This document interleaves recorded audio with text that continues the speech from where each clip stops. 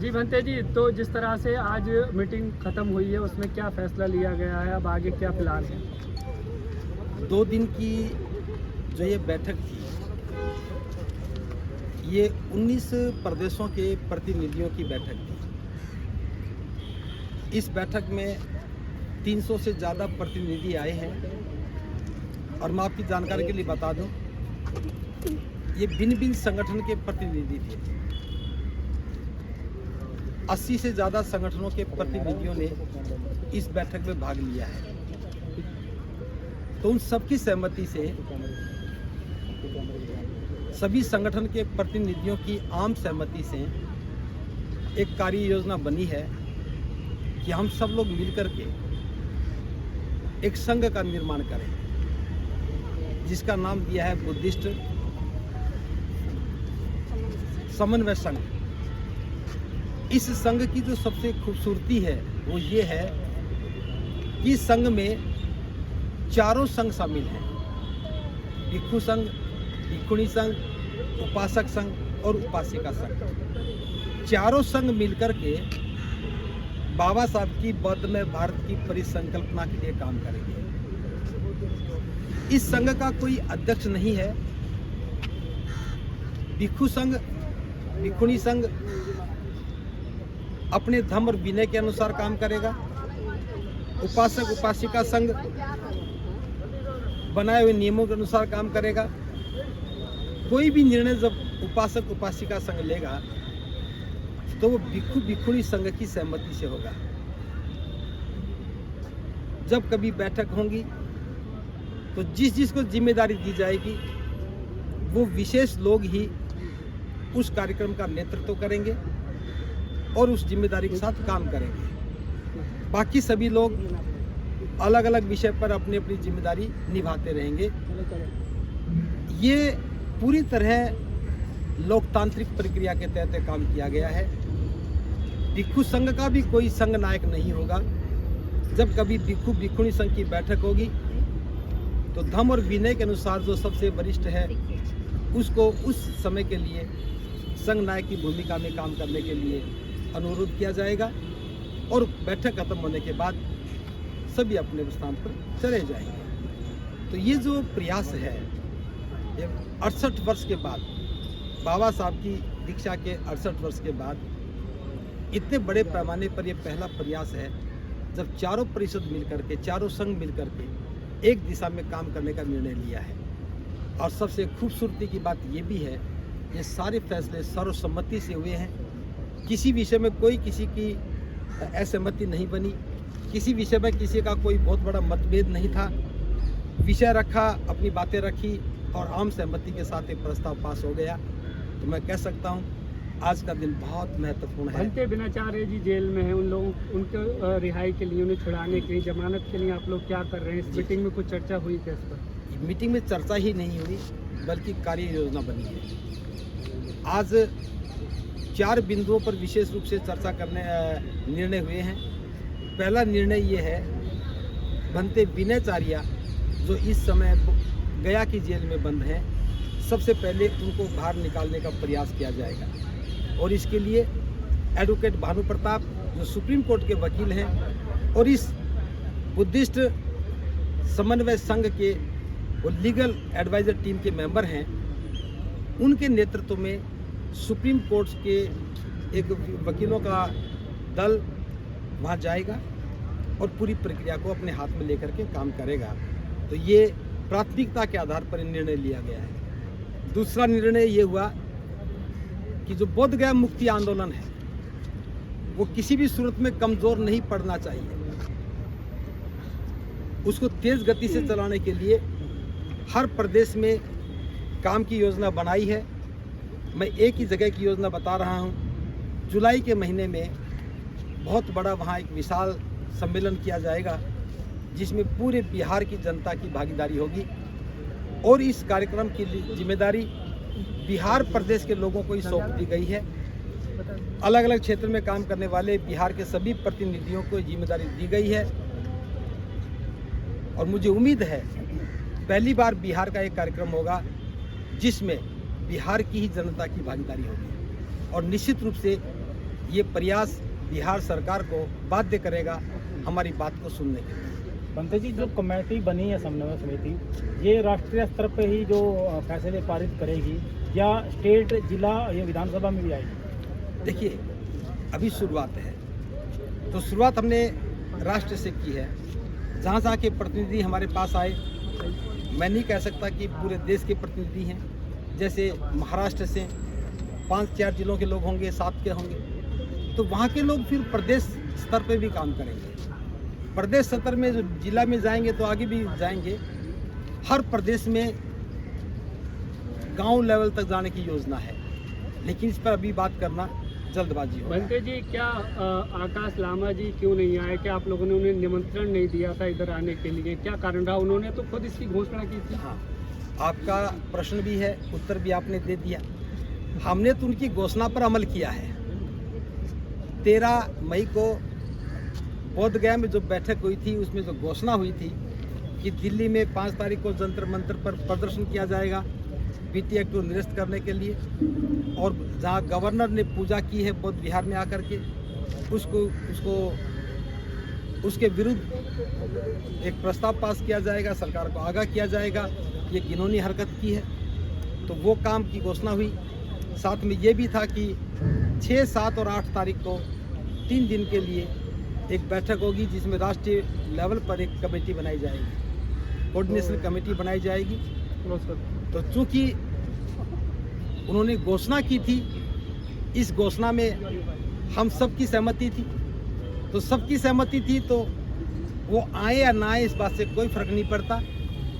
सबकी सहमति से प्रस्ताव पास हुआ था, घोषणा भले उन्होंने की थी। अब वो नहीं आए, उसका जवाब तो वही देंगे। हमने अपना काम पूरा कर लिया, ये हमारा जवाब। तो सर, बोध गया में कब से आंदोलन शुरू होगा? ये आंदोलन सारा बोध गया के लिए ही है, जरूरी नहीं कि बोध गया में जाके ही किया जाए। हम पूरे देश को आंदोलित करने के लिए काम कर रहे हैं। पूरे देश की आवाज़ उठेगी तब सरकार दबाव में आएगी। बोध गया में 4 लोग बिठा करके हम आंदोलन को आंदोलन नहीं कर सकते। वो धरना है और ये आंदोलन है। और मैं बताना चाहता हूँ, आंदोलन चलते रहने का नाम है, और धरना बैठ जाना और बैठ करके उठ जाना, उठ करके फिर बैठ जाने का नाम है। तो सर, अभी कोई डिसाइड किया गया है कि किस जगह धरना जो है शुरू किया जाए? देखिए, हम धरना शुरू करेंगे नहीं करेंगे ये बात नहीं है। हम इस देश के प्रत्येक प्रदेश की राजधानी में बड़े कार्यक्रम करेंगे, प्रत्येक जिले में छोटे कार्यक्रम करेंगे, जन जागरण का अभियान शुरू करेंगे, और लाखों लोगों के साथ हम एक एक व्यक्ति को बताएंगे कि महाबोधि महाविहार बौद्धों का है, इन्हें मिलना चाहिए। और मैं आपको बता दूं, पहला कार्यक्रम पटना में होगा जुलाई के महीने में। हम इंतज़ार कर रहे हैं, तारीख पता लग जाए कि वहाँ का विधानसभा सत्र कब शुरू होगा, उसी को देख करके हम ये घोषणा करेंगे। उसके साथ साथ नागपुर में एक बड़े कार्यक्रम की योजना है। बनते विनयचार्य के जेल से बाहर आते ही नागपुर के कार्यक्रम की तारीख हम तय कर देंगे, और उसके बाद अगस्त के महीने में दिल्ली के ताल कटोरा स्टेडियम में एक बहुत बड़ा कार्यक्रम किया जाएगा। और ये सारे कार्यक्रम महाबोधि महाविहार की मुक्ति के लिए किए जाएंगे। इसके साथ साथ समय के साथ साथ जो भी योजना बनेगी हम उस पर फिर दोबारा कभी चर्चा कर लेंगे। फिलहाल ये मुद्दे हैं। और एक मुद्दा ये भी है कि जो पार्लियामेंट परिसर में बाबा साहब की मूर्ति लगी थी, जिसको हटा दिया गया था, उसको पुनः वहीं पर लगवाने के लिए इस आंदोलन को और तेज किया जाएगा। ये भी प्राथमिकता के आधार पर निर्णय लिया गया। एक लंबे समय आपने बोध गया मुक्ति आंदोलन वहाँ पर रहकर समर्थन किया था। वर्तमान में जो नेतृत्व करता है धरना स्थल के, उन पर सवाल या निशान कुछ उठ रहे हैं, बहुत सारे सवाल उनके ऊपर उठ रहे हैं। क्या कहना है उस पर आपका? सवाल बताऊंगा। उन पर सवाल उठे तो जवाब वही देंगे जी। नहीं, आपका पर्सनल अनुभव क्या कह रहा है? आप वहाँ पर गए, क्या आकाश लामा की टीम किसी को अपने सामने आना देना चाहती थी? मेरा पर्सनल अनुभव है जी कि मैंने जिंदगी में पहला गलत कदम उठाया जी। एक व्यक्ति को जानता नहीं था और विश्वास करके वहाँ चला गया, और विश्वास की कीमत के रूप में मुझे बहुत कुछ गंवाना पड़ा। फिर भी मैं कहता हूँ, उनको धन्यवाद देता हूँ। अगर वो ऐसा ना करते तो हमें पूरे राष्ट्रीय लेवल पर सभी लोगों को इकट्ठा करके एक इतने बड़े संघ का निर्माण करने का अवसर नहीं मिलता। तो मैं तो उन्हीं को साधुवाद देता हूँ। जब ठोकर लगती है तो आदमी समझ जाता है। बंदे, क्या मंशा इस पूरे प्रकरण के पीछे उनकी बनते प्रज्ञाशील की आपको नजर आती है? देखिए, मैं फिर कहूँगा उनका जिक्र क्यों कर रहे हो जी जिनका कोई अस्तित्व नहीं है? जी नहीं, समाज को तो बताना पड़ेगा ना बनते जी। वो आप करोड़ों बताइए, रुपए समाज ने वो दिया आप है। बताइए। मेरे से सिर्फ ये पूछे बनते जी आप क्या करेंगे? बनते जी आप क्या करेंगे बताइए। समन्वय संघ भी है, अभी आंदोलन छेड़ेगा, और ऑल इंडिया बुद्धिस्ट फोरम उनका भी आंदोलन चालू है। ऐसे में दो जगह पर यदि आंदोलन जाएंगे तो समाज में क्या मैसेज जाएगा? गुटबाजी तो दिखेंगे नहीं दिखेगी। वहाँ सिर्फ एक ही चीज दिखेगी, सिर्फ आंदोलन दिखेगा। वो तो अपने अस्तित्व का अंतिम प्रयास कर रहे हैं और हम कामना करते हैं कि उनका अस्तित्व बना रहे। और मैं तो महाकारुणिक बुद्ध से भी कामना करता हूँ, जो बहुत भिक्षु भ्रमित हो गए थे, जो बहुत भिक्षु भटक गए थे, तथागत उनको भी चेतना दे, उनको भी चेतना जागृत करे, ताकि वो जो गलत काम कर रहे थे उससे दूर हट जाएं और हम सब लोग उनको भी सम्मान के साथ देख सकें। बनते जी मीडिया को कब्जे में करें। कि आप में दो फाड़ इसलिए हुई कि कहीं ना कहीं चंदे का धंधा चल रहा था और आपके हिस्से में कुछ नहीं आया, इसलिए आप अलग हो गए। देखिए पूछने दो, ठीक है। चंदा, हाँ पूछिए, ठीक है, बोलिए। देने वालों को पता वो किसको दे के आ रहे थे और लेने वालों को पता कि ले रहे थे। खर्च करने वालों को पता है वो खर्च कर रहे थे। बनते राहुल ना देने वालों में थे, ना लेने वालों में, ना खर्च करने वालों में थे। हाँ, जाने से पहले हमने दिया, जाने के बाद भी दिया और अपने जानकारों को भी कहा कि आप भी जमा करो। जहाँ तक बात ये है, मेरा तो छोड़िए, उस धरने पर बैठने वाला एक भी व्यक्ति ऐसा नहीं होगा जिसने कभी पैसा लेकर के खर्च किया। हम सब लोग अपना ही खर्च कर रहे थे, अपने खर्च से गए थे, अपने खर्च से आए हैं। आरोप तो इसलिए लगाया गया, हम क्योंकि जम करके बैठ गए थे। अगर हम जमे रहते तो उठते कैसे? उनको उठना था, इसलिए हमें उठाना था। हम उठ नहीं सके, इसलिए पुलिस का सहारा लेना पड़ा। और पुलिस का सहारा लेने के लिए कुछ सच और झूठ को तो जोड़ना ही पड़ता है। आप निरंतर वहाँ बैठे थे, तो आपने कभी भी जो चंदा आ रहा था उसका उस पर पारदर्शिता दिखाने के लिए साथ वालों को नहीं कहा? मेरी नज़र तो महाबोधि महाविहार के बीटी एक्ट पर थी। मुझे चंदे से कुछ लेना नहीं था। लोगों को खाना समय पे मिल जाए इसके लिए मैं काम भी करता था। लेकिन पैसा क्या आ रहा है, क्या जा रहा है, हमें पहले से पता था और उनकी मंशा पहले स्पष्ट थी। लेकिन हम क्योंकि पैसे को देख करके आंदोलन को भ्रमित नहीं कर सकते थे। पैसा कोई आज भी इशू नहीं है। ये संघ बना, इसने एक बार भी नहीं कहा कि उनको कहा जाए कि पैसा हिसाब दो।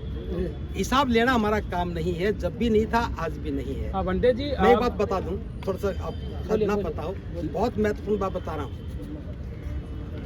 हमारे ऊपर कोई कार्रवाई नहीं होती। बनते विनयचार्या पर एक नैतिक दबाव बनाया गया कि बनते विनयचार्या ने बहुत दान लिया है, बहुत चंदा लिया है, वो संघ में, वो उसमें फॉर्म में जमा करे।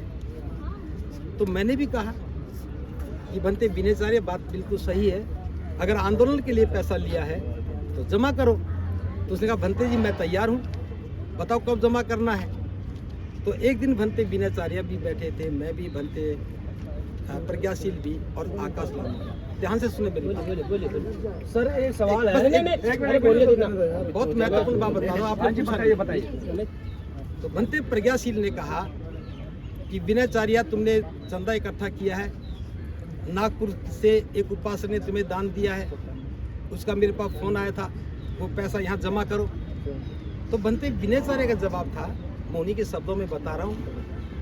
उसने कहा बनते जी एक ही आदमी चंदा दिया मुझे। तो बनते जी ने कहा हाँ मेरे पास एक की सूचना है। तो विनयचार्य ने कहा कि मैं 4 जगह से लेके आया हूँ, नागपुर से लेके आया हूँ, मुंबई से लेके आया हूँ, यवतमाल से लेके आया हूँ और गाजियाबाद से लेके आया हूँ। और चारों जगह से मैंने वीडियो बना करके पैसा लिया है। इस बात को समझिए, चारों जगह से मैंने वीडियो बना के पैसा लिया है। मैं वो सारी डिटेल आपको सौंपता हूँ।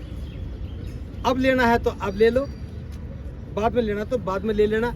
बस मेरी 2 शर्त हैं। पहली शर्त तो ये बुद्धिस्ट फोरम आज तक कितना पैसा आया और कितना खर्च हुआ है वो अकाउंट मेरे सामने दिखा दें और मैं तुरंत पैसे जमा करवा दूँ। दूसरी बात, इस धरने के लिए, इस आंदोलन के लिए जो कमेटी बनी है, उस कमेटी में कौन कौन है, क्या मेरा नाम है या नहीं है, मुझे बता दो। शामिल करो ना करो आपकी मर्जी है, लेकिन मुझे नाम का पता होना चाहिए कौन है कौन नहीं है। तो उन्होंने कहा कि बनते करुणासिंह राहुल हैं। मैंने कहा मुझे तो आज तक नहीं पता लगा। मैं तो 2.5 महीने से बैठा, मुझे आज तक नहीं पता लगा कि मैं कमेटी में तो मुझे दिखा दो। जब देखा भी ये भी नहीं मान रहा, ये भी नहीं मान रहा, उसके बाद मीटिंग खत्म हुई और आज तक बनते बिनाचार्य से उन्होंने पैसा नहीं मांगा। सवाल बनते बिनाचार्य पर नहीं था, सवाल जब उन पर आया तब बिनाचार्य को फंसाया गया। बंटी जी, आपके ऊपर में भी एफआईआर की है, आप पे क्या भी कारण चोरी का था? आरोप लगा सर। आपके ऊपर भी आरोप लगा है मैं बिना एफआईआर के बर्तन चुराने का। नहीं, चीवर चुराने का। चीवर चुराने और चीवर चुराने का। नहीं, लाइव वीडियो लाइव में वो कह रहे लामा चोरी का आरोप जी, लगा बनते रहे। प्रज्ञाशील जी चम्मच ले गए, प्लेट ले गए, चीवर ले गए। आज तक हमने बनते प्रज्ञाशील को चम्मच से खाना खाते नहीं देखा। चम्मच खरीदी नहीं की तो चोरी कहाँ से करूंगा? और कटोरी कहाँ से आ गई, प्लेट कहाँ से आ गई? कागज की प्लेट में खाना खाते थे, खाना खाते खाते गल जाती थी। सुनिए, जो कागज की प्लेट में खाना खा रहे हो, बिना चम्मच के खाना खा रहे हो और चम्मच चोरी का आरोप लगाएं तो उन्हें पूछना चाहिए स्टील की चम्मच कितने रुपए की आती है, कौन खरीद कर बता तो दे। दूसरी बात, चोरी का आरोप लगाना बहुत आसान है और मैं तो आपके माध्यम से बता रहा हूँ, कोई वीडियोग्राफी हो, सामान चोरी किया उसका कोई बिल हो, गवाह की बात नहीं कर रहा हूँ क्योंकि वहाँ बहुत दिहाड़ीदार मजदूर रहते हैं, कोई फोटोग्राफ हो, आरोप की कोई सत्यता हो, पैसा दिया हो, लिया हो, चीवर मैंने लिए हो, चीवर उठाए हो, कहीं रखे हो। और रही बात, मुझे कहा कि 180 चीवर ले गए, मैंने 200 लोगों को चीवर पहना करके परेड करवाई, 8 दिन तक वहीं धरने पर बैठे रहे और 12 तारीख को भी सभी वहाँ गए। मैं सिर्फ ये पूछना चाहता हूँ, मैंने तो नहीं लिए, जो लोग आए थे उनको चीवर पहनाना था, ये धरने की योजना थी। चीवर वहाँ से किसी को दिए गए, चूँकि मैं भिक्षु था, मैं भी उनको चीवर दे रहा था, मैंने चीवर दिए हैं, इसमें कोई संदेह नहीं, पहनने वालों ने पहने हैं। लेकिन पूछिए सवाल आकाश लामा जी से, चीवर की कीमत 1500 रुपया थी और उन्होंने 2000 कह करके मांगी, चीवर 300 खरीदे और 2000 चीवर मांग रहे थे जी। तो जो 1700 चीवर बाकी बचे उनका पैसा कहाँ गया? उन्होंने 2000 रुपये क्यों मांगे, 1500 क्यों नहीं मांगे? पैसा उनके खाते में गया, उनके पास गया, मुझे नहीं पता कितना आया। 180 चीवर भिक्षुओं ने पहने, सामनेरों ने पहने और जो कुछ भिक्षु थे वो अपने साथ ले गए, सामने थे वो वहीं छोड़ गए, बोध गया में है। ये आरोप नहीं है, सवाल तो ये है उन्होंने जो झूठ बोल करके पैसा उगाई कि ज़्यादा चीवर इकट्ठा करके कम खरीदा, उसका सवाल ना उठे, इसलिए चोर चिल्लाने से कोई चोर नहीं हो जाता। हम सवाल कह रहे हैं कि हम सवाल नहीं पूछेंगे, लेकिन वो आपसे बार बार सवाल पूछते, वीडियो में बार बार कहते सवाल, अब हिसाब देना पड़ेगा 180 चीवर का, तमाम चीज़ों का। तो मैं तो वहीं था, ले लो, अब यहाँ आ जाओ। सुनिए, अब अपनी दलील पे खड़े होकर चिल्लाने से बात नहीं बनती। मैं दिल्ली में खड़ा हूँ, अम्बेडकर भवन में खड़ा हूँ, परसों जंतर मंतर पर खड़ा था, कभी भी आके कर लो हिसाब। पहले चिट्ठी तो लेके आए, रसीद तो लेके आए, पुलिस स्टेशन में जमा करवा दें। जब शिकायत दर्ज करवा दी तो प्रमाण जमा क्यों नहीं करवाया? भंते जी वो आरोप लगा रहे हैं कि बहुजन मीडिया जो है उसकी उनकी छवि को खराब करने की कोशिश कर रहा है और उस आंदोलन को विफल करने की कोशिश झूठे खबरें फैला रहे हैं, झूठी खबरें फैला रहा है। बहुजन मीडिया भी अगर 500 रुपये रोज लेने लग जाता तो वहाँ ये बात नहीं कही जाती। वहाँ जो दिहाड़ी पर काम करते हैं फिर वही मीडिया है, बाकी आप मीडिया नहीं है। आप में स्वाभिमान था, आप सही मायने में पत्रकारिता कर रहे थे, सही इशू उठा रहे थे, सच्चाई लोगों के पास ना चली जाए, इसलिए आपके भी प्रवेश पर रोक लगाई, आप पर भी आरोप लगाए। लेकिन हम जानते हैं कि पत्रकार होता है, उसे किसी और बात से सरोकार नहीं है, सही बात जनता तक जानी चाहिए, ये सही पत्रकार की भूमिका होती है। क्या आंदोलन अभी स्थगित हो गया आकाश लांबा का, या अभी भी मौजूदा दौर में चल रहा है? मैं आकाश लामा की कोई बात नहीं कर रहा हूँ, उनका आंदोलन उनके हाथ में है, जब बिठाएं, जब उठाएं। बंदे जी, आखिरी सवाल है अपनी समन्वय कमेटी से लेकर, जो आज कमेटी बनी है, इसमें आरएसएस के लोग भी शामिल रहेंगे? देखिए, अब नहीं कोई बात नहीं। देखिए, हमने सबने तय किया है, जो अम्बेडकराइट लोग हैं, जो बाबा साहब के अनुयायी हैं, जो सच्चे बुद्धिस्ट हैं, जो वास्तव में बहुजन हैं, जो बाबा साहब के विरोधी विचारधारा के लोग नहीं हैं, वो ही इस आंदोलन में रहेंगे। जो बाबा साहब के विचारधारा के विरोधी हैं, बुद्धिज्म के विरोधी हैं, वो किसी भी संघ से संगठन से हो, उससे हमारा कोई सरोकार नहीं। मेरा सवाल ये था कि मोहन भागवत जिनको खुद सम्मानित करते हैं और वो आज आपके स्टेज पर एक बैठे हुए थे चीवर में, तो उसको क्या कहेंगे आप? अच्छा देखिए, हमने पूरे देश के प्रतिनिधियों को बुलाया, हमने कोई स्क्रीनिंग नहीं की। अब आप पत्रकार हैं, आप आ गए, हमें तो आपके नाम का भी नहीं पता। जो भी कोई आया उसका स्वागत है, जिसने कहा कि मुझे काम करना उसका स्वागत है, लेकिन बाद में हम देखेंगे कि कौन व्यक्ति है जो इस विषय के हित में काम करने वाला है और कौन अहित में काम करने वाला है। लेकिन ऐसा नहीं हो सकता कि तुम फला पार्टी से संबंध करते हो, तुम फला आदमी से संबंध करते हो, तुम ऐसा नहीं कर सकते। ये संघ की गरिमा है, गरिमा के अनुसार हमें सबका सम्मान करना है। चलिए, अब लोगों को आखिरी संदेश चलते चलते क्या कहना चाहिए? नहीं, आखिरी संदेश बराबर है। मेरा आखिरी संदेश यही है, हम बौद्ध लोग हैं, हम लोगों को बाबा साहब की बौद्ध में भारत की परिसंकल्पना पर काम करना है। महाबोधि महाविहार को मुक्त करके उस पर बौद्धों का प्रबंधन स्थापित हो जाए, इसके लिए काम करना है। दोबारा से भारत बौद्ध में बन जाए, सम्राट अशोक का भारत बन जाए, बुद्ध का शासन आ जाए और हम लोग एक बार फिर भारत की गरिमा में अपनी भागीदारी निभा सकें, हम उसके लिए काम कर रहे हैं। आप सभी के चैनल के माध्यम से मैं प्रत्येक देशवासियों को बताना चाहता हूं, ये आंदोलन किसी एक व्यक्ति के नेतृत्व का मोहताज नहीं है। इस आंदोलन के लिए इस देश का एक एक व्यक्ति नेतृत्व के लिए तैयार हो रहा है और हमारी भूमिका यही है कि संघ का नेतृत्व होगा, चारों परिषदों का नेतृत्व होगा, इस देश के एक एक व्यक्ति की इसमें भागीदारी होगी। ये आंदोलन है, ये रुकने के लिए नहीं है, ये बैठने के लिए नहीं है, ये थकने के लिए नहीं है। आज मैं काम कर रहा हूँ, और भी काम कर रहे हैं, कल हम भी चले जाएंगे, कोई और नए लोग आएंगे, आंदोलन चलता रहेगा और बोध गया मुक्ति ही हमारा अंतिम लक्ष्य नहीं है। बोध गया तो एकमात्र विषय है। जितनी भी हमारी बौद्ध गुफाएं हैं, जितने भी हमारे पुराने बौद्ध स्थल थे जिनको आज कब्जा करके स्वरूप बदल दिया गया है, जितनी भी हमारी विरासत है, उस सारी विरासत को संभालना, उन्हें निकालना, उनकी पहचान करना, ये बहुत बड़ा लक्ष्य है। ये एक व्यक्ति के एक जीवन का विषय नहीं है। तो मैं ये कहना चाहूँगा, आप अपनी भूमिका में रहें, हम अपनी भूमिका में हैं, सबका मंगल हो। धन्यवाद। रुक जाना सभी लोग, कैमरा लगे रहना दो, मेरे बंद कर दो। कैमरा लगे रहना दो।